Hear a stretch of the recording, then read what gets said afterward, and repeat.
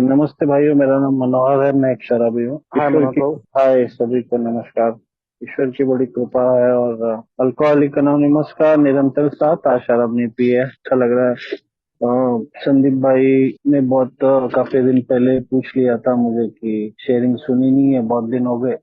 तो दोस्तों, आज मुझे कोई सुनने के लिए तैयार होता है, ये भी मेरे लिए बहुत बड़ी बात है। क्योंकि एक एक टाइम ऐसा था कि सुनना तो दूर की बात, कोई खड़ा भी नहीं करता था बाजू में। तो ये सब अल्कोहलिक एनोनिमस में आने के बाद एक जो दिशा मिलती है मेरे लाइफ में, उसका मैं बहुत शुक्रगुजार हूँ। मेरे लाइफ में जो पावर, जिसको उच्च शक्ति बोलते हैं, हायर पावर बोलते हैं, उसका शुक्रगुजार हूँ। और सभी भाइयों का जिन्होंने मेरे लिए शेयरिंग की, मुझे आइडेंटिफाई हुआ और कहीं ना कहीं पता चला मुझे कि यार मैं तो शराबी हूँ। तो मैं कोई स्पीकर वगैरह इस चीज पे बिलीव नहीं करता हूँ, क्योंकि मैं अपने अनुभव बांटने की यहाँ पे कोशिश करूंगा। और ये जो इन्वेंट्री आज का जो टॉपिक है, वो मैंने किस तरह ली, उसको मैं मेरे अनुभव से बताने की कोशिश करूंगा।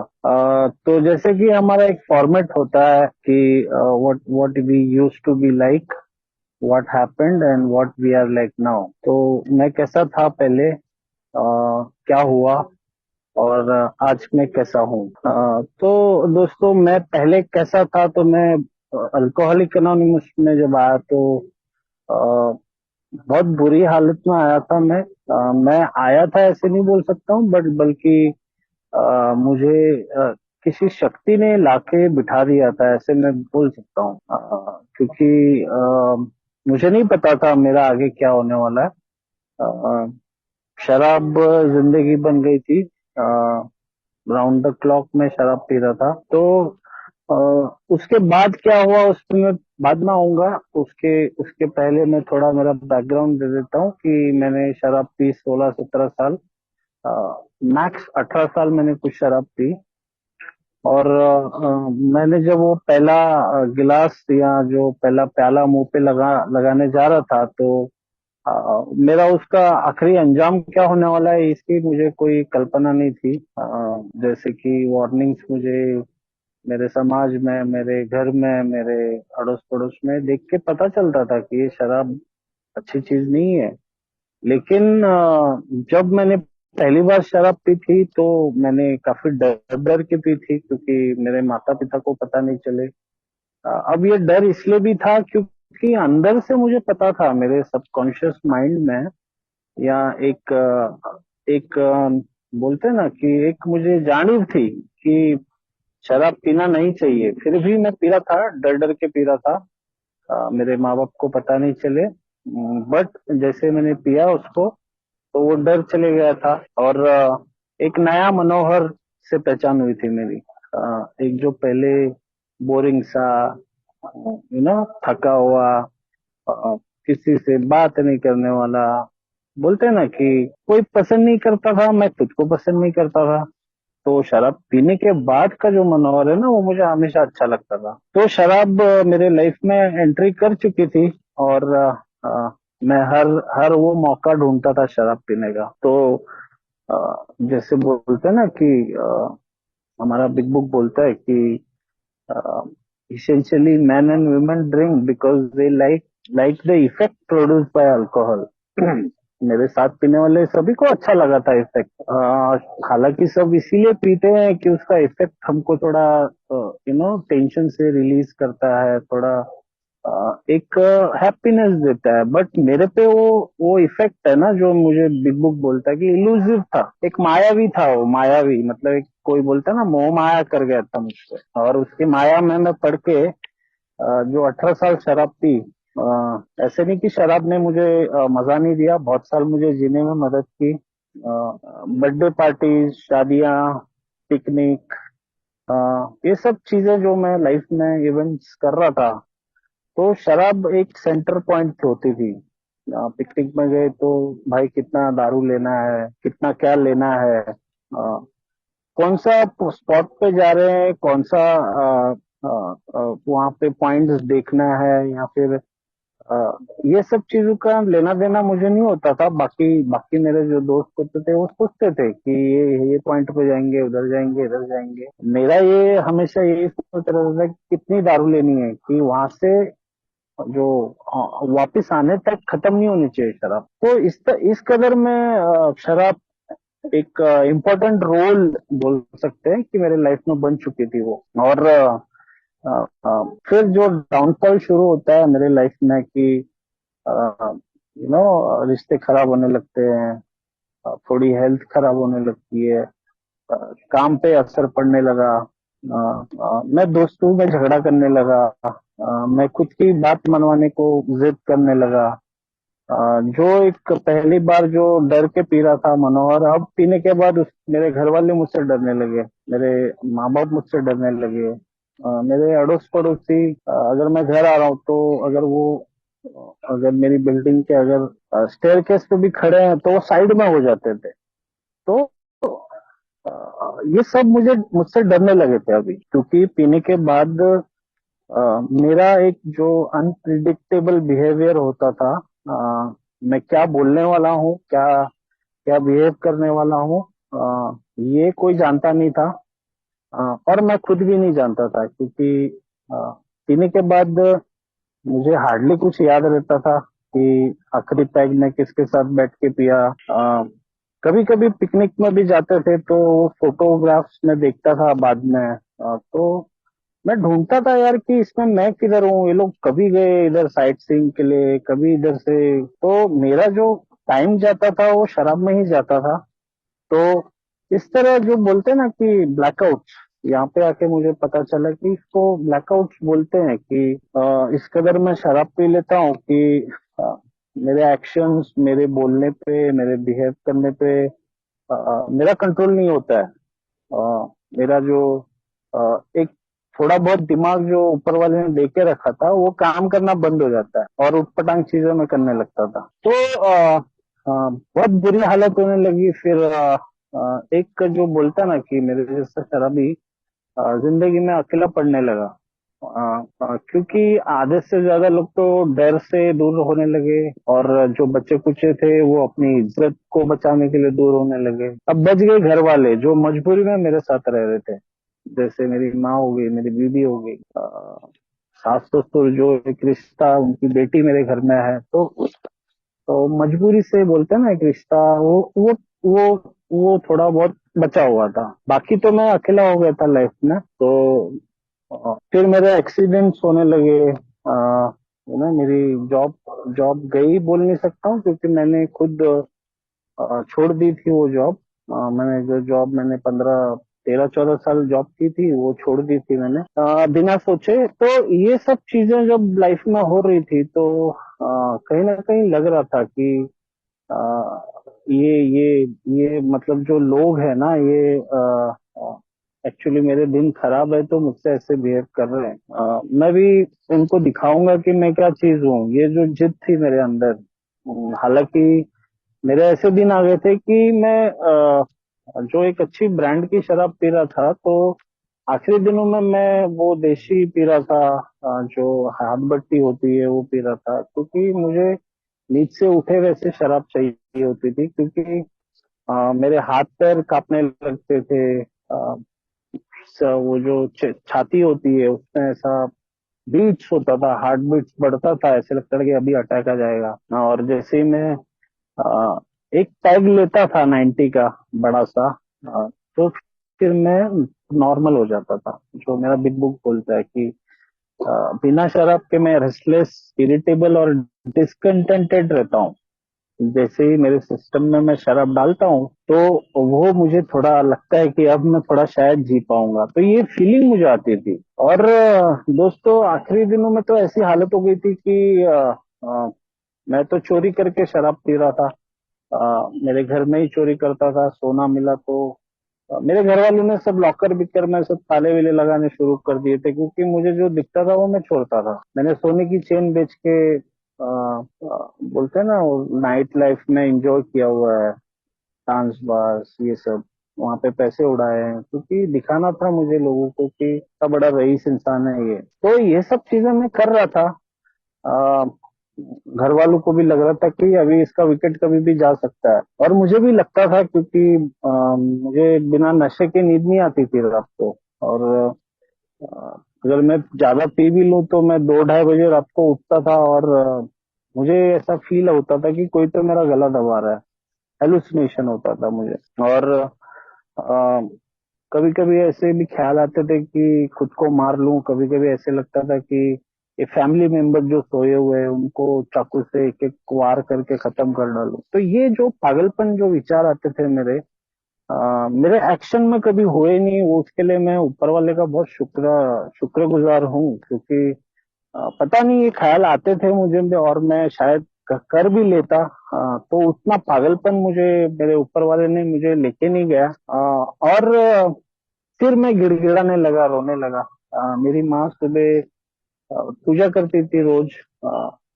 तो उसका जो श्रद्धा है ना, वो मुझे आज पता चलता है कि श्रद्धा उसकी कैसी थी। तो ये सब देख के भी वो पूजा करती थी, और सुबह 6 बजे जब वो पूजा कर रही है तो मैं मेरा पैक बना रहा हूँ किचन में खड़ा होके। और वो जब पैक बनाता तो वो मुझे देखती थी कि बोलती थी पूजा तो होने दे यार, लेकिन मुझसे वो भी रुका ही नहीं जाता था। तो ये सिचुएशन मेरी जो हो गई थी कि मेरे मेरे फादर की डेथ हो गई उसके बीच में। तो वो ये जो चीज है मेरे लाइफ में, कौन आ रहा है कौन जा रहा है, अ, किसको क्या खुशी हो रही है, किसी को क्या दुख है, किसी को क्या तकलीफ है, इससे कुछ लेना देना नहीं था मुझे।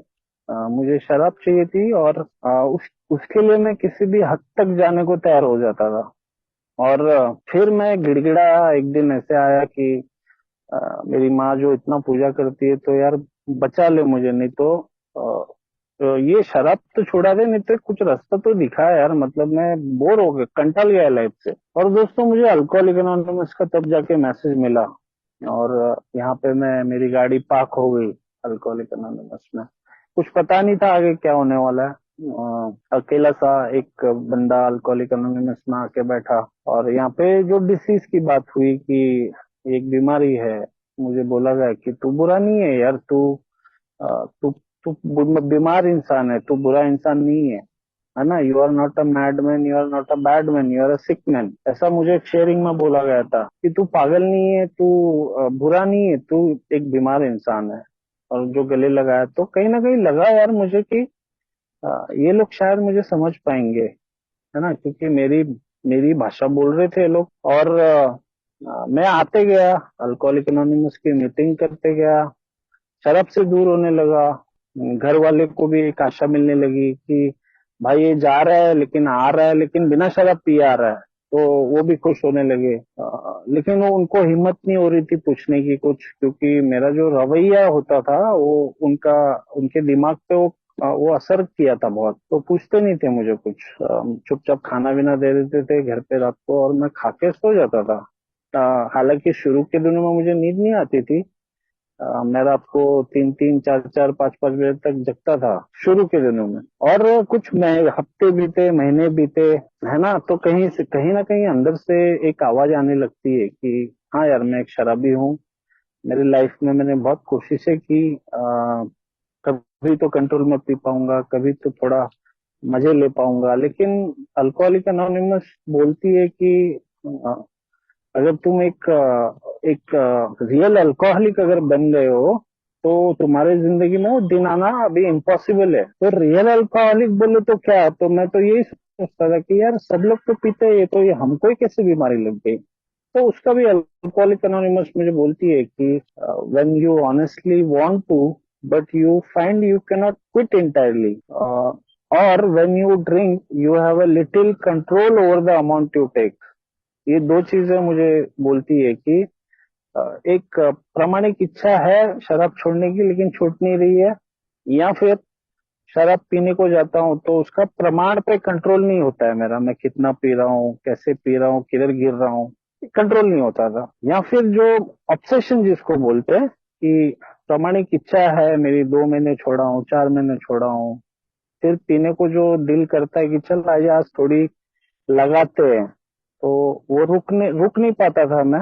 मेरे फादर की डेथ हो गई थी तभी भी मैं शराब से दूर नहीं रह पाया था। तो आप सोच सकते हैं कि कितना मेरे को ऑब्सेशन होता था शराब का। तो ये जब चीजें मैं देखा मेरे लाइफ में पलट के, तो मुझे अंदर से आवाज आई कि यार यहाँ पे नहीं अगर माना तो यहाँ पे दो दो चीजें जो बोली है कि इंसानिटी और death. It's obsession of every abnormal drinker, बोलते हैं ना कि हर एक शराबी का एक पागलपन होता है कि कभी ना कभी कहीं ना कहीं वो थोड़ा कंट्रोल में पिएगा, इंजॉय करेगा, है ना। तो many pursue to the gates of insanity और डेथ। बहुत मेरे जैसा शराबी ये पागलपन को पाने के लिए मौत के करीब या पागलपन को अपनाता है। तो ये मेरे लाइफ में मुझे धीरे धीरे शेयरिंग्स के थ्रू सुन के मुझे पता चलने लगा कि यार ये बीमारी तो मेरे केस में है। तो ये जो अनकंडीशनली जो विदाउट एनी रिजर्वेशन मैंने इनम ऑफ सेल्फ मेरे अंतर्मन से माना कि मैं एक शराबी हूँ, तो मुझे ऐसा फील होता था कि मेरे लाइफ में अब बदलाव आएंगे, अब अच्छी जिंदगी होगी, जो खोया है वो मिलेगा, नाम शोहरत इज्जत पैसा, है ना। इस चीज का मैं भूखा था, लेकिन अ, ऐसा कुछ हो नहीं रहा था। मैं सोबर तो था लेकिन डरा हुआ सा था। मेरे रिश्ते नाते खराब थे। मैं मेरे ससुराल नहीं जा पा रहा था क्योंकि एक शर्म थी अंदर, जो जिस तरह मैंने बिहेव किया था। मेरे फादर को मैंने बहुत दुखाया था, उसका मुझे गिल्ट था अंदर, पश्चाताप था, शर्म आती थी खुद पे। मैं खुद की बहन से बात नहीं कर पा रहा था। मैं मोहल्ले में बाहर भी नहीं निकल पा रहा था क्योंकि मैं बचपन से वहां पे रहा हूँ और सोबर हुआ हूँ। तो उन लोगों ने भी देखा है मेरा रवैया। तो ये सब चीजें लाइफ में हो रही थी, शराब नहीं थी लेकिन सब हो रहा था। जॉब नहीं थी हाथ में, बच्चे लोग कभी कभी डिमांड करते थे कि पापा ये चाहिए वो चाहिए। तो खुद पे शर्म आती थी कि साला क्या जिंदगी करके रखी हुई है। मैं तंबाकू या सिगरेट के लिए कोई मेंबर है ये उससे पैसे मांग लिया करता था कभी कभी। मांगना है इन इनडायरेक्टली, अगर वो कुछ खा रहा है या पी रहा है तो उसके साथ खड़े हो जाओ। तो वो भी पूछ लेता था लेगा क्या तू भी, तो सर हिला लेता था। तो ऐसा जो लाइफ मेरा चल रहा था, तो थोड़े दिन थोड़े महीने अच्छा लगा शराब छोड़ के, लेकिन फिर वही जिल्लत वाली जिंदगी ऐसे लगने लगी कि यार इससे अच्छा तो मैं शराब पी के मर जाता, वही अच्छा था, है ना। तो यहाँ पे बोलता है कि to be doom to an alcoholic death, शराब पी पी के वही बदतर जिंदगी गुजार के या तो मर जाना, और to live life on a spiritual basis, या फिर एक आध्यात्मिक जिंदगी जो अल्कोहलिक एनोनिमस मुझे मेरी राह देख रही है, मुझे ऑफर कर रही है, उसकी तरफ मुझे कदम बढ़ाना। बट ये दोनों चीजें बहुत मुश्किल है, बोलता है। Both are not easy, difficult भी नहीं है इजी भी नहीं है, ऐसा कुछ बोलता है बिग बुक। तो पीना तो मुझे पता है, अभी मैं पीऊंगा तो मरूंगा, ये भी डर है। और थोड़ी बहुत जो 8-9 महीने में थोड़ी थोड़ी हेल्थ बनी हुई है, थोड़ा धुंधला धुंधला सा जीवन था वो थोड़ा भी क्लियर दिखने लगा है। अभी बच्चे दिखने लगे, बीवी दिखने लगी, बूढ़ी माँ दिखने लगी, तो इन सब का क्या होगा ये भी डर लगता था। लेकिन ये आध्यात्मिक जीवन है क्या, मुझे तो यही लगता था कि मैं मीटिंग कर रहा हूँ, मेंबर से बात कर रहा हूँ, घूम रहा हूँ, डे विजिल कर रहा हूँ, नाइट विजिल कर रहा हूँ। चलो ये किस चिड़िया की नाम, एक किस खेत की मूली है, किस पेड़ की चिड़िया है, ऐसा सब मैं सोचता था। लेकिन किसी से डिस्कस नहीं करता था कि ये है क्या। शेयरिंग में सुनता था, रिकवरी प्रोग्राम है, 12 स्टेप करना चाहिए। लेकिन मुझे ऐसा लगता था जैसे मेरी माँ बोलती थी कि तू शराब नहीं पीता है ना तो तेरे जैसा कोई इंसान है ही नहीं इस दुनिया में, किंतु शराब पीने के बाद राक्षस हो जाता है। तो ये चीजें ना मैंने मेरे दिमाग के जो हार्ड डिस्क है उसमें सेव कर दी थी। तो मैं वही रिपीट करता था हमेशा कि यार मैं तो शराब पीने के बाद बुरा हूँ ना, तो शराब नहीं पीता तो अच्छा हूँ, तो ये सब करने की मुझे क्या जरूरत है। तो जैसे हाउ इट वर्क्स दोस्तों, हमारे मीटिंग्स में पढ़ा जाता है कि rarely have we seen a person fail who has thoroughly followed our path. तो ये रास्ता कौन सा है कि जिसको अगर कोई अपनाए तो कभी शायद ही कोई असफल होता है, ऐसा बोलता है ये। तो ये रास्ता मुझे एक्चुअली पता नहीं था। मुझे जानना भी नहीं था, क्योंकि मेरे हिसाब से मुझे जो लग रहा है या जो मुझे पता है कि कैसे जीवन चलाना है, ये मुझे लगता था। बट ऐसा कुछ नहीं था, क्योंकि मैं जब भी इंटरव्यूज को जाता था तो मेरे में वो कॉन्फिडेंस नहीं होता था। मैं भले मैं प्रिपेयर करके जाता था, लेकिन अगर कोई इंटरव्यू लेने को बैठ गया सामने तो मेरे में वो जो प प प प जो है ना, वो पूरा शराब ने पूरा कॉन्फिडेंस मेरा जीरो कर दिया था बेसिकली। तो शुरू में मैं बहुत इंटरव्यूज भी दिया, बाद में फिर वो इंटरव्यूज देने को भी इच्छा नहीं होता था, क्योंकि मैं पहले ही मन बना लेता था कि यार ये मैं इंटरव्यू सक्सेस होने वाला नहीं। तो ये जो मेरा जीवन जो चल रहा था ना, ये जिसको मैं मान तो लेता हूँ कि शराब के सामने मैं शक्तिहीन हूँ, लेकिन मेरी लाइफ अनमैनेजेबल आज भी है। जो मुझे ऐसे लगता था कि मेरी लाइफ शराब पीने के बाद, मेरी जिंदगी में जब शराब आई तो अनमैनेजेबिलिटी मेरी शराब की वजह से हुई, लेकिन अनमैनेजेबिलिटी अगर मैं देखता हूँ तो मेरी पहले से थी, और शराब जब आई तो ये बढ़ गई। अब शराब मेरी बंद हो गई है तो अनमैनेजेबिलिटी तो आज भी है। मेरे रिश्ते खराब है, मैं डर में जी रहा हूँ, पश्चाताप है, किसी के काम नहीं आ पा रहा हूँ, है ना। मम्मी अगर बोल रही कि मार्केट से आटा लेके आ, तो मैं उस पे एकदम अ, आवाज लेके, पूरा राशन पानी लेके उस पे चिल्ला रहा हूँ, है ना, कि मतलब यार तुम्हारी हिम्मत कैसे हो रही है, तुम मेरे को ऐसे काम दे रहे हो। तो ये जो मेरा दिमाग में मैं सोचता था, ये चेंज नहीं हो रहा था, है ना। तो जो बच्चे कुछ रिश्ते थे वो भी बिगड़ रहे थे। तो अल्कोहलिक एनोनिमस का जो 3 पर्टिकुलर आइडियाज बोलता है कि we powerless over alcohol and could not manage our life. हम हमारा जीवन नहीं चला पा रहे थे, मैनेज नहीं कर पा रहे थे। Probably no human power could have relieved my alcoholism. ये जो सेकंड पर्टिकुलर आइडिया बोलता है कि ये कोई भी ऐसी मानवीय शक्ति नहीं है जो मेरा ये अल्कोहलिज्म से मुझे मुक्ति दिला दे। तो मुझे ऐसा लग रहा था कि शराब मैंने छोड़ी है, मेरी लाइफ अभी मैं खुद संवारूंगा। लेकिन अल्कोहलिक अनोनिमस में कहीं ना कहीं एक लाइन लिखी हुई है कि any life run on self will can hardly be a success. ऐसी कोई लाइफ होगी जो सेल्फ विल पे चली हो और सक्सेसफुल हुई हो। तो ये जब मैं सुनता हूँ, पढ़ता हूँ, तो मुझे पता चलता है कि मुझे करना क्या है एक्चुअली, है ना। तो ह्यूमन पावर मेरे लिए कोई इनफ नहीं है। मैं खुद मेरे मेरे जो दोस्त है, मेरे ए मेंबर्स को भी मैं खुद से कमी लिखने वाला इंसान हूँ। तो इसको क्या समझ में आता है, अरे इसने तो कुछ शराब ही नहीं पी, अरे इसका तो कुछ गया ही नहीं है ना, अरे ये तो पढ़ा लिखा ही नहीं है, अरे इससे ज्यादा तो पैसे मैंने कमाए हैं, अरे इससे ज्यादा पैसे तो मैंने गवाए हैं। तो ये जो मेरा चलता था ना, तो मेरे लिए स्पॉन्सर लेना भी, जैसे कि बिल डब्ल्यू की टक्कर का चाहिए, उसको सब नॉलेज चाहिए, बड़ी गाड़ी वाला होना चाहिए, मेरी लाइफ सेट करे फाइनेंशियली। तो ये जो ख्वाब देखता था ना मैं, तो ये भी मेरे लिए मुमकिन नहीं था, है ना। तो जो थर्ड पर्टिनेंट आइडिया बोलती है कि only God could and would if he were sought. वो ईश्वर या उच्च शक्ति जिसको बिल डब्ल्यू ने कहा है कि गॉड ऑफ योर अंडरस्टैंडिंग, अगर उसको मैं अगर ढूंढूं तो शायद मेरा कुछ हो सकता है बॉस। लेकिन अगर मैं उसको ढूंढूं तो ऐसे बोला है, लेकिन मुझे ढूंढना क्या है भाई, कैसे ढूंढना है। अब मैं ये सोचता था कि मैं तो एक रिलीजियस फैमिली से पैदा हुआ हूँ, मेरे घर में तो हमेशा पूजा पाठ होती है, तो ईश्वर तो है ही।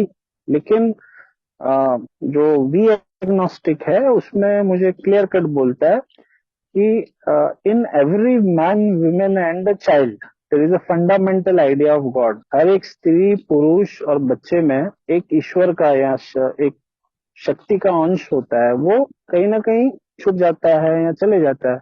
It is obscured. वो क्यों ऑब्सक्योर्ड होता है, क्यों गायब हो जाता है?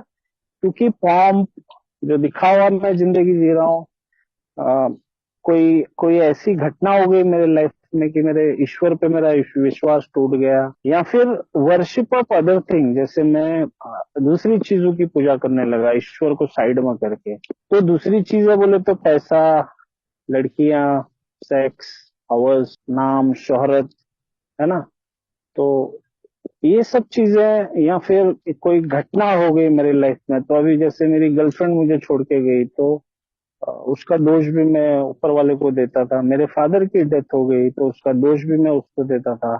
तो ये जो भी अप्रिय घटनाएं मेरी जिंदगी में हो रही थी ना, तो उस वजह से जो भी मैं ईश्वर जो बचपन में जो बोलता है कि हर एक इंसान में एक अंश होता है, वो अंश कहीं ना कहीं छुपने लगा। तो अब मैं ये जब सुनता हूँ कि ये अंश तो मेरे में है अंदर तो, लेकिन ये छुपा हुआ है, तो इसको निकालू कैसे, अभी इसको फील कैसे करूँ, इसको ढूंढू कैसे। तो मेरे लिए तब ये इस रिकवरी का प्रोग्राम काम में आता है, जो मेरे को बिल्डब्ल्यू ने लिख के दिया हुआ है, जिसको अल्कोहलिक एनोनिमस की बिग बुक में लिखा हुआ है। मैं शुरू में बहुत कोशिश किया इसको समझने की, कैसे करते क्या करते, है ना, लेकिन इसको बिना स्पॉन्सर के करना इम्पॉसिबल है।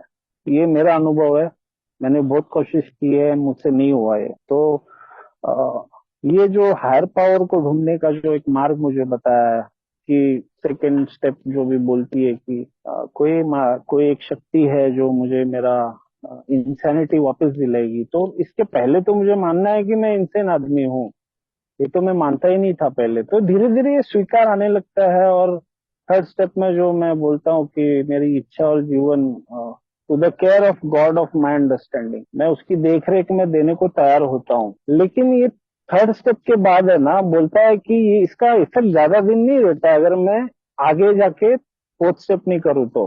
अभी फोर्थ स्टेप बोले तो बहुत लोग मुझे तभी डराते थे, अरे लेने का नहीं, इसको स्लिप हो जाएगा, बहुत जन स्लिप हो गए ले, है ना। तो ये डरा अल्कोहलिक एनोनिमस में आने के बाद, बोलते हैं ना कि मैं जिंदगी भर दूसरों की इन्वेंटरी लेते आया हूँ, अल्कोहलिक एनोनिमस में आने के बाद भी। तो जब मुझे खुद की लेखा जोखा, खुद की पूरा जिंदगी का लेखा जोखा देखने की बारी आती है, तो मैं डर जाता हूँ। या तो मेरा डर बोलता है कि अरे अरे ये करने की जरूरत नहीं है, या फिर मेरा घमंड मुझे बोलता है ये अरे छोड़ना यार, तेरे में अभी शराब तो नहीं पी रहा, मैं करने की जरूरत क्या है। लेकिन बोलते हैं ना कि द ट्रू ह्यूमिलिटी, या फिर जो एक श्रद्धा होती है ईश्वर को, ईश्वर के प्रति, ये मेरे से बहुत कोसों दूर रहेगी अगर ये स्टेप नहीं करूंगा तो मैं। हालांकि मैं मीटिंग्स में बोलता था कि ईश्वर मेरे लाइफ में काम कर रहा है, ये कर रहा है, वो कर रहा है, बट उसको फील नहीं कर पाता था। तो फोर्थ स्टेप बेसिकली, जैसे इन्वेंट्री जो मेरा आज का टॉपिक है, इन्वेंट्री का एग्जांपल हमारे बिग बुक में दिया है कि हर एक बिजनेसमैन करता है। उसके स्टॉक में कौन सा माल खराब हो रहा है, कौन सा माल बहुत दिनों से बिका नहीं है, कौन सा माल उसको नुकसान दे रहा है। तो ये सब चीजें है ना, मेरे को मेरे जिंदगी में मुझे देखनी थी कि ऐसी कौन सी वजह थी, कौन से ऐसे चीजें हैं मुझ में जो जो मेरे मेरे जिंदगी का विनाश का कारण बनी, है ना। मैं क्यों अकेला लाइफ में पड़ गया, या फिर मैं क्यों इस कदर शराब पिया। तो बिग बुक बोलता है कि we have to get down to the causes and conditions. मेरा प्रॉब्लम ऐसा है ना कि मैं प्रॉब्लम की तह तक जाता नहीं हूँ।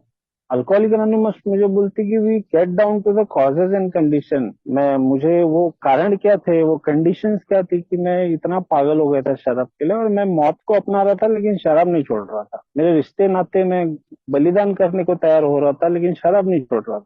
तो कारण क्या था? तो इसका आंसर मुझे मिलता है कि ये स्पिरिचुअल बीमारी जो है, मुझे स्पिरिचुअल बीमारी का मुझे इलाज करना पड़ेगा। अब अल्कोहलिक एनोनिमस में आ रहा हूँ तो ऑब्सेशन थोड़ा बहुत निकल जाता है, इसलिए शराब नहीं पीता हूँ, इसलिए वो फिजिकल एलर्जी एक्टिवेट नहीं होती क्योंकि मैं पहला घूंट नहीं पीता हूँ। लेकिन मेरा अनट्रीटेड अल्कोहलिज्म, उसका क्या है, जो आध्यात्मिक बीमारी है, उसकी तरफ मुझे ध्यान देने की बहुत जरूरत पड़ती है।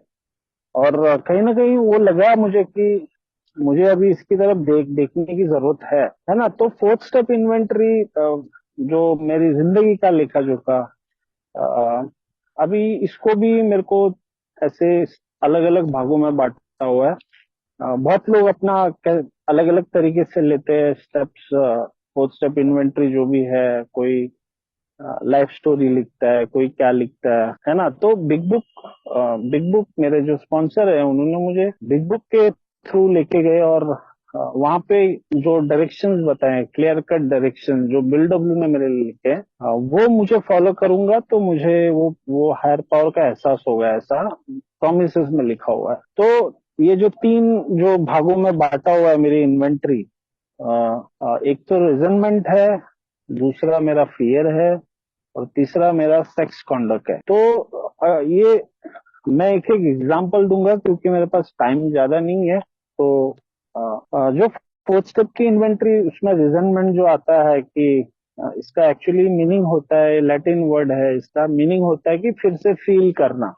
री सेंटूरे, सेंटूरे मतलब फील करना, री उसके आगे लगा देंगे तो फिर से दोबारा फील करना, मतलब एक ऐसी अप्रिय घटना जो मेरे लाइफ में हो चुकी है उसको मैं याद करके, या फिर वो इंसान मेरे सामने आता है तो मुझे वो फिर से ताजा हो जाती है, और फिर मेरे अंदर वही भाव पैदा होते हैं।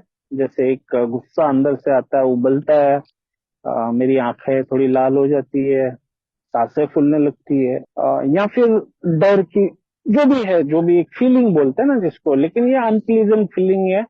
इसको जैसे बोलते हैं bitter indignation eight being treated unfairly, जो मेरे दिमाग में है, मुझे लगता है कि मुझे अनफेयरली ट्रीटमेंट मिला हुआ है, तो वो समाज में हो, दोस्तों में हो, ऑफिस में हो, घर में हो।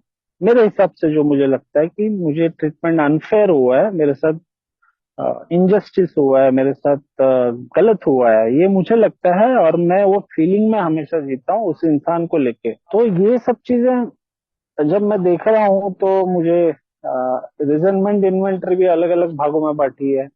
तो कॉजेस क्या थे मेरे, जैसे कि एक लिस्ट में बनाता हूँ कि ऐसे कौन लोग हैं मेरी जिंदगी में, जब से मुझे याददाश्त मेरी है, ऐसे कौन लोग हैं जिनके ऊपर मुझे आज भी वो फीलिंग आती है कि यार अगर ये मिले तो मैं इसको छोड़ूंगा नहीं, इसने मेरे साथ बुरा किया था।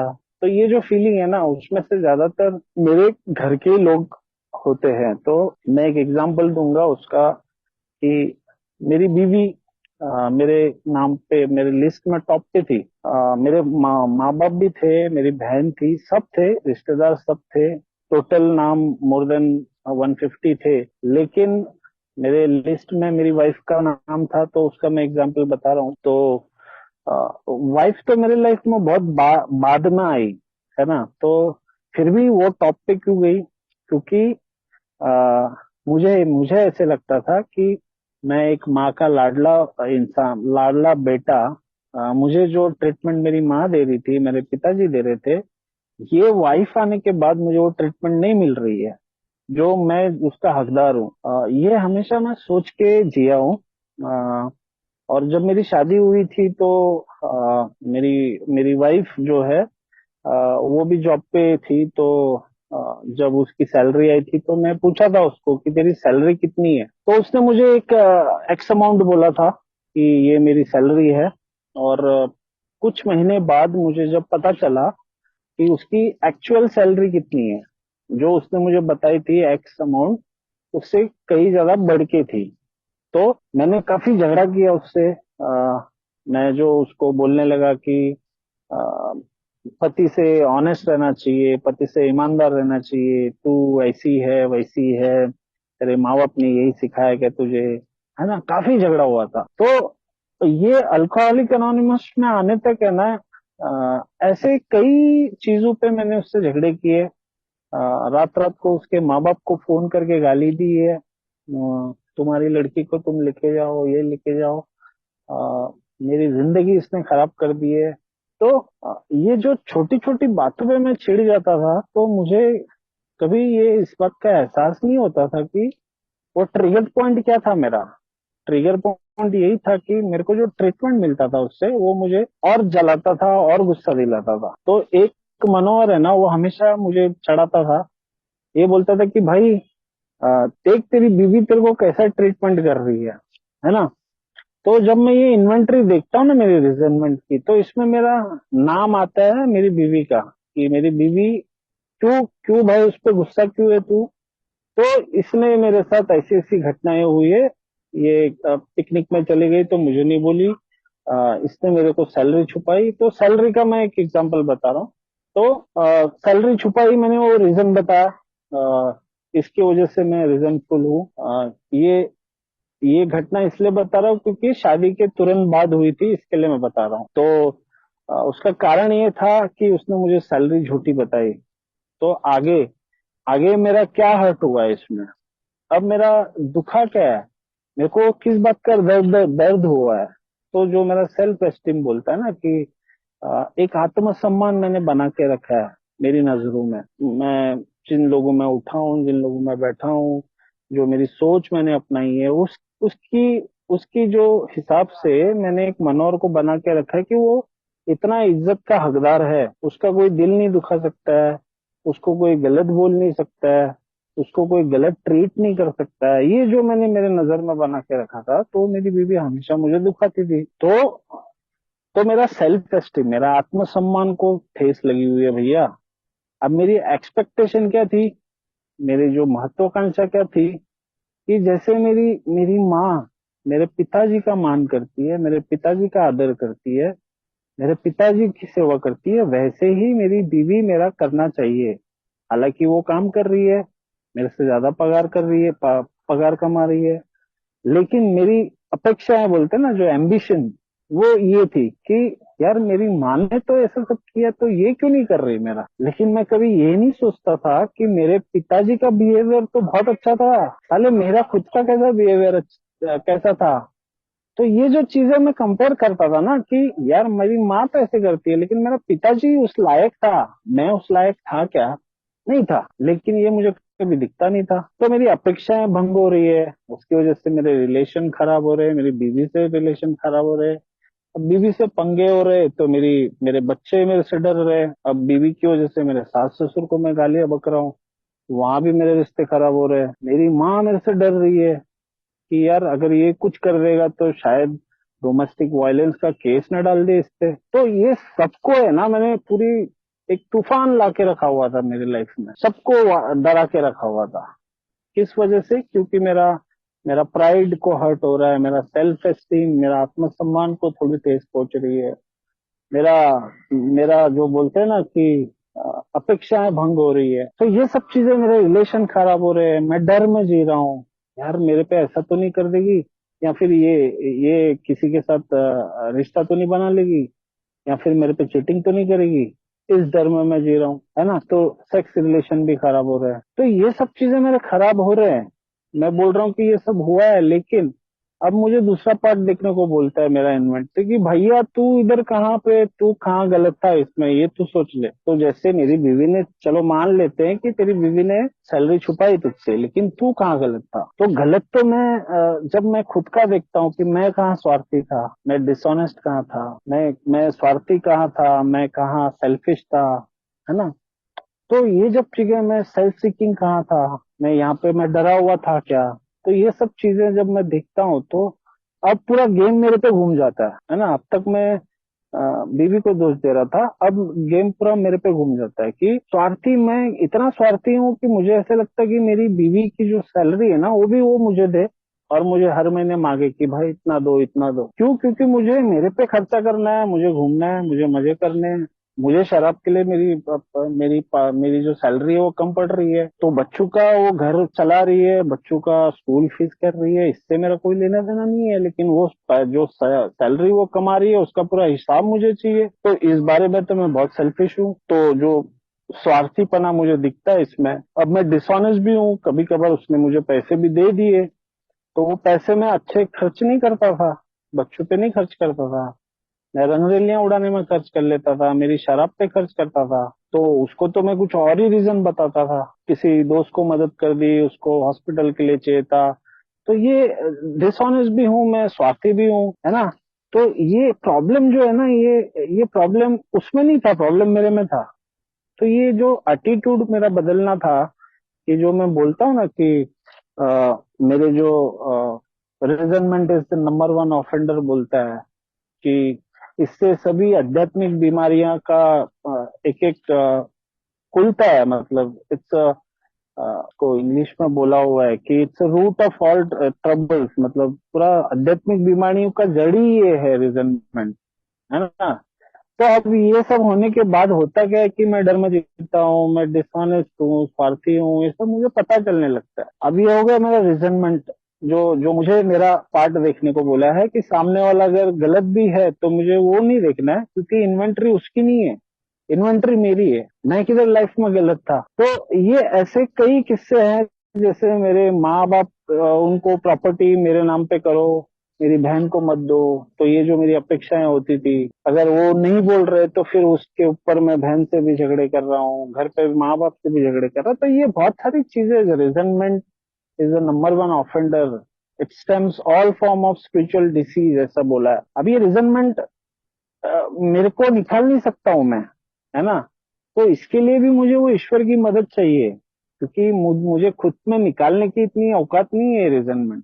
उसके लिए भी मुझे ईश्वर की मदद चाहिए। अब मेरा आता है फियर, है ना। तो फियर मतलब, फियर एक नेचुरल इंस्टिंक्ट दिया हुआ है मुझे ऊपर वाले ने, कि एक सेक्स है, सिक्योरिटी है, सोशल है। उसमें एक सिक्योरिटी में जो फियर में मतलब मेरे को जीने के लिए एक नेचुरल दिया हुआ है वो जीने के लिए। अगर मेरे पास कोई अगर पत्थर फेंकता है तो मैं, मेरे हाथ अपने ऊपर जाएंगे खुद को बचाने के लिए। तो नेचुरल है। कॉकरोच को अगर मैं ऐसे पीछे खड़ा हो जाऊंगा तो कॉकरोच भी भागेगा। तो ये नेचुरल इंस्टिंक्ट है मेरे में फियर। लेकिन मैंने जो मेरे फियर बना के रखे हुए थे मेरे लाइफ में, चोरी चमारी करके, किसी को फंसा के, बीवी के पीछे क्या क्या कर रहा हूं मैं, किसकी टोपी किसको लगा रहा हूँ। तो फियर बेसिकली है क्या? तो फियर मेरे को बोलता है मेरा लिटरेचर में कि फियर एक तो रियल फियर होता है, एक मेरा बनाया हुआ होता है। जैसे कि अभी फियर जैसे जो मेरे पास है उसको खो जाने का डर होता है मुझे। और अभी खो जाने का डर मतलब ज्यादा से ज्यादा मुझे इस बात का डर होता है कि मेरी मेरी इमेज खराब ना हो, मेरा सेल्फ रिस्पेक्ट खराब ना हो, मेरी समाज में इज्जत खराब ना हो, है ना। लेकिन उसके लिए मैं काम नहीं करता हूँ, लेकिन मैं डर में जीता हूँ। और जो जो मुझे मिलेगा कि नहीं, इस बात के लिए एंक्शियस रहता हूँ, हमेशा डरा हुआ सा रहता हूँ। मिलेगा कि नहीं, मिलेगा कि नहीं यार, नौकरी को, इंटरव्यू को जा रहा हूँ, जॉब मिलेगी कि नहीं, पगार बढ़ेगी कि नहीं, मेरे बीवी बच्चे मुझे बुढ़ापे में पूछेंगे कि नहीं। मैंने सब ये सब कांड करके बैठा हूँ। तो ये डर डर, हमेशा डर में, है ना। और जो मेरा असली चेहरा है, असली रूप है, जो मुझे खुद को पता है, वो लोगों को पता चल जाए तो इस बात का डर। तो ये डर में हमेशा जीना मुझे। तो ये इन्वेंट्री मुझे लेने बोला है, फियर की इन्वेंट्री। अब ये फियर से भी निकलने के लिए मुझे फेथ चाहिए, है ना। फेथ कहाँ से आएगा? मुझे हायर पावर देगी। अभी फियर से निकलने के लिए भी ईश्वर की मदद चाहिए, ऐसा ये बोलता है। और लास्ट में आता है मेरा सेक्स कॉन्डक्ट। अभी सेक्स कॉन्डक्ट मेरा कैसा है? अभी सेक्स के बारे में ना, हमारा लिटरेचर बिल्डब्ल्यू क्लियर कट बोलता है कि हम कोई किसी के जज नहीं है कि सेक्स लाइफ कैसी होनी चाहिए, कैसी सही है या गलत है। ये तुम खुद इन्वेंट्री लो और खुद डिसाइड करो। तो अभी मेरा सेक्स लाइफ बोले तो कैसा है ना कि मैंने किसके साथ किया, कितने बार किया, कहाँ पे किया, जमीन पे किया क्या, खेत पे किया, एसी में किया क्या, जंगल में किया, ये इससे लेना देना नहीं है। मेरी जो सोच है ना, मेरा जो मोटिव है, उसको चेक करने को बोल रहा है कि मेरी इतनी विकृत हो गई थी दिमाग, मतलब जो सेक्सुअल डिजायर जो है, जो एक कामुक वासना जो बोलते हैं, वो इतना विकृत हो गया था कि आ, कोई भी किसी के साथ भी करने को तैयार हो जाता था, है ना। आ, आ, अगर वैसे नहीं मिल रहा तो फिर पैसे दे के खरीदो। घर में बीवी है, बीवी बीवी को कुछ पता नहीं है ये पैसे कहाँ खर्च कर रहा है, लेकिन उसने 100 रुपए मांगे तो उसको 100 नहीं दे रहा हूँ, बाहर खर्चे कर रहा हूँ, है ना। तो मेरा सेक्सुअल कॉन्डक्ट कैसा था? मैं किसी रास्ते पे कोई बलून बेच रही है या कुछ बेच रही है, तो उसको अच्छे से ऊपर से नीचे देख के निखार रहा हूँ और सोच रहा हूँ कि यार इसको, इसके पूरे बलून में ले लेता हूँ। उसको मैं जाके बोल रहा हूँ तो बलून में ले लेता हूँ, कितना कितना लेगी तू। तो मेरा जो कैरेक्टर इतना गिरा हुआ था ना कि मुझे हर कोई लगता था कि मैं, मेरे एक ऑब्जेक्ट है, मैं यूज कर सकता हूँ इनको, है ना। तो इस तरह मैं गिर गया था। तो मेरा जो सेक्सुअल कॉन्डक्ट है, वो सही था क्या गलत था, वो मैं जब देखता हूँ तो वो तो हमेशा ही गलत था। वो चाहे बस में सफर करते हो या ट्रेन में हो, या किसी वो किसी पूजा में हो, कहीं भी हो। तो बोलते हैं ना, 24 घंटे वो दिमाग में रहता था। तो ये जब इन्वेंट्री में देखता हूँ तो जैसे हमारा लिटरेचर बोलता है कि ये तीनों जो नैसर्गिक प्रवृत्तियां जो मेरे को ईश्वर ने दिया है, हर किसी को दिया है, इसका मैंने बहुत मिसयूज किया हुआ है। वो चाहे सोशली, मुझे अगर कोई बड़ा बनना है, नाम पैसा ये सब कमाना है, तो मैं अगर नहीं कर पा रहा हूँ तो मैं गलत रास्ते अपनाए, गलत रास्ते में भी सक्सेस नहीं हुआ तो फिर मैंने दारू पी, है ना। सिक्योरिटी, मुझे बहुत अच्छी जॉब चाहिए, लाइफ में बहुत पैसे कमाने हैं, बहुत सोना खरीदना है, बड़े बड़े बंगले लेने हैं। कोशिश की, गलत रास्ते भी अपनाए, नहीं हुआ तो शराब पी है। सेक्स में मैंने बहुत लोगों के दिल दुखाए, पकड़ा गया तो फिर दिल मेरा भी दुखा है। एक भावना फीलिंग से गुजरा हूँ कि यार मैंने बहुत गलत किया हुआ है, खुद की बीवी को धोखा दिया हुआ है। तो इस भावना से निकलने के लिए मैंने शराब पी है। तो ये जो इन्वेंटरी लेता हूँ ना, तो मेरे को एक ऐसे मोड़ पे खड़ा लाके रख देता है कि भाई तू ये खुद लिखा हुआ है और खुद ही उंगली लगा के देख ले भाई तूने क्या क्या किया हुआ है। और जब तब एहसास होने लगता है कि ये यार ये तरीका नहीं था जो मुझे जीना चाहिए था। मैं तो हर समाज के, हर धर्म को गाली दे रहा था, हर इंसान को गाली दे रहा था। जैसे बोलते हैं ना कि हर धर्म ने एक मोरली, एक एथिकली बना के रखा हुआ है कि इंसान को ऐसा जीना चाहिए, ऐसे डिसिप्लिन में रहना चाहिए। अब मैंने तो सबकी धज्जियां उड़ाई थी, न किसी समाज को मानता था, न किसी धर्म को मानता था, न किसी ईश्वर को मानता था। तो भाई मेरा हश्र तो होना ही था, वो जो हुआ। और ये जब देखता हूँ तो मुझे बोलते हैं ना कि बहुत कुछ चीजें मेरे बारे में मुझे पता चलती है। ये पूरी इन्वेंट्री जब होती है कि हाँ मैं देखता हूँ मैंने किस किस का दिल दुखाया है। अब दिल दुखाना बोले तो मैंने सामने वाले को मानसिक तौर पे, आध्यात्मिक तौर पे, भावनिक तौर पे, शारीरिक तौर पे इतना पागल करके रखा हुआ था। मेरे घर वाले हो, कोई भी हो, तो ये जो मैंने पागलपन दुनिया में फैला के रखा था मेरे इर्द गिर्द, ये मुझे एहसास होने लगता है। अब बारी आती है कि ये सब मुझे बताना है मेरे स्पॉन्सर को। अब उधर भी दिल बोलता है अरे छोड़ना यार, इन्वेंटरी तो ले लिया, अब बताने की क्या जरूरत है। लेकिन मेरी विनम्रता बोलते हैं ना, जो मेरा जो ईगो बोलता हूँ मैं कि मैं अभी विनम्र हो गया हूँ। ये ईगो का जो बोलते हैं ना, ईगो डिप्लेशन एट डेप्थ, ईगोचा खच्चीकरण म्हणजे अहंकाराचा खच्चीकरण, ये धीरे धीरे ऐसा करना पड़ता है मेरे को। यही एक रास्ता है कि मुझे ईश्वर की तरफ लेके जाता है। और फिर छठवा सातवां उसमें मुझे पता चलते हैं मेरे स्पॉन्सर के साथ डिस्कशन में कि मेरे प्रॉब्लम क्या है यार एक्चुअली, मेरे इन्वेंटरी में डिफेक्टिव आइटम क्या है। जो ऐसे कौन सा आइटम है जो कभी बोलते हैं ना कि मेरे काम के ही नहीं थे, फिर भी मैं पकड़ के बैठा था। रिजेंटमेंट, गुस्सा, डर, जेलेसी, है ना, वासना। ठीक है सब में होता है, लेकिन मैं तो extreme extreme example of self will run right वाला इंसान हूँ। नॉर्मली लोग भी करते हैं, लेकिन मैं तो एक्सट्रीम हूँ, ऐसा बोला है मुझे, इससे तो मैं शराबी बना।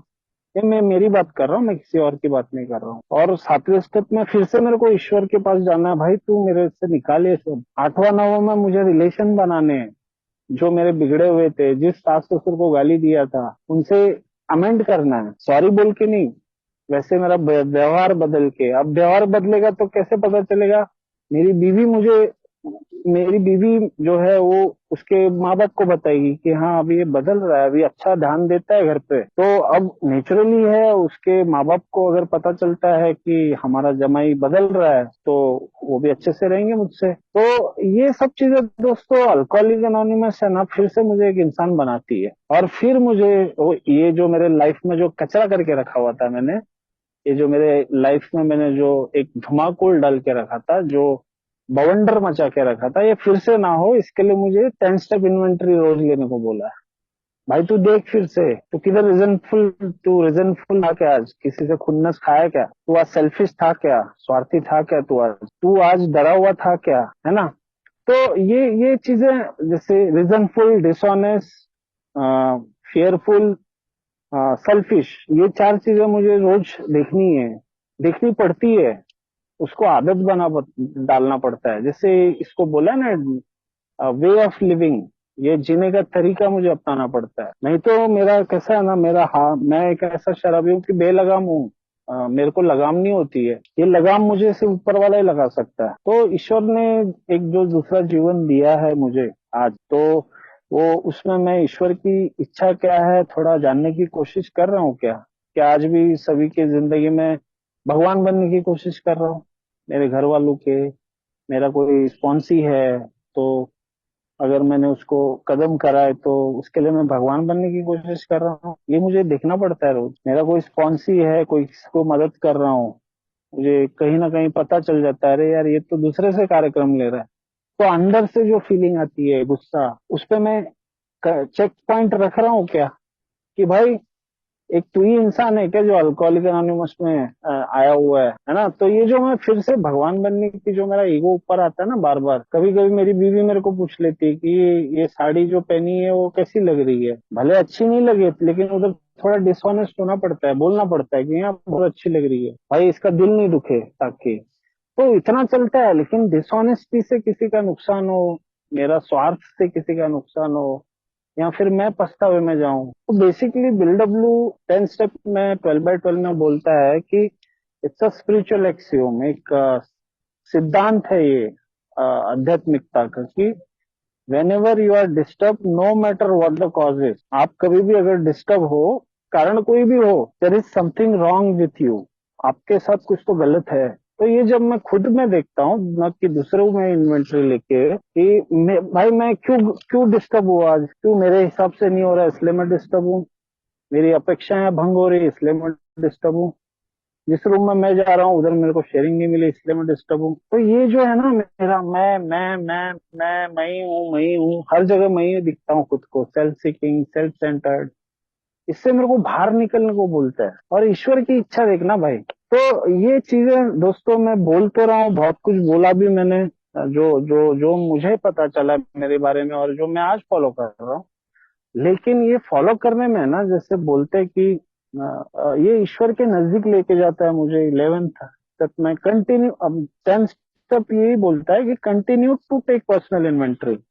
कंटिन्यूड बोला है, मतलब इसको रुकाना नहीं है, कंटिन्यूड, जब तक मैं हूँ जिंदा मुझे देखना ही है मेरा। और 11वां स्टेप मुझे प्रेयर और मेडिटेशन से मेरा वो ईश्वर जो है वो मुझे जवाब देगा कि साले तू आज किधर गलत हुआ, आज तूने किधर क्या किया, है ना। और 12वां स्टेप मुझे बोलता है कि ये सब करने के बाद तेरे में आध्यात्मिक जागृति होगी, और ये तुझे प्रैक्टिस करना है तेरे डेली लाइफ में।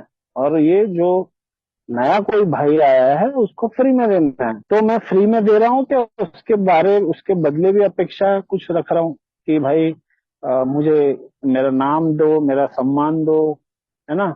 तो ये सब चीजें अगर मैं देखता हूँ डेली बेसिस पे, तो मेरे को एक happy joyous and free life मिलता है। जैसे अभी मैं कुछ नौकरी कर रहा हूँ, तो 8 घंटे काम करता हूँ तो मुझे पगार मिलता है, एक सैलरी मिलती है महीने के आखिर में। वैसे ही मुझे ईश्वर का काम करूंगा तो मुझे शांति मिलेगी, मुझे सेरेनिटी मिलेगी, मुझे पीस मिलेगा। लेकिन अगर ईश्वर का काम मैं नहीं करूंगा तो मुझे वो पगार नहीं देगा। तो बोलते हैं ना कि faith without action is dead. तो मुझे एक्शन करना है, लेकिन एक्शन मेरा जो होता है वो एक्शन राइट होना चाहिए, क्योंकि मेरे जो विचार है वो राइट नहीं है तो मेरा एक्शन भी रॉन्ग होंगे।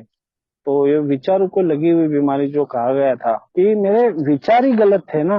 तो ये जो स्पिरिचुअल एक्सपीरियंस जो बोलता है कि, जो मैंने बोला था कि प्रमाण में पी नहीं पाता हूँ, या फिर जो कंट्रोल पीना है वो भी नहीं पी पाता हूँ, तो बोलता probably you are an alcoholic, if that be the case then only and only a spiritual experience will conquer. तो ये आध्यात्मिक अनुभव ही तुमको बचा सकता है भाई। तो आध्यात्मिक अनुभव जैसे बिल को हुआ था फ्लैश, वैसा तो मुझे होने वाला है नहीं।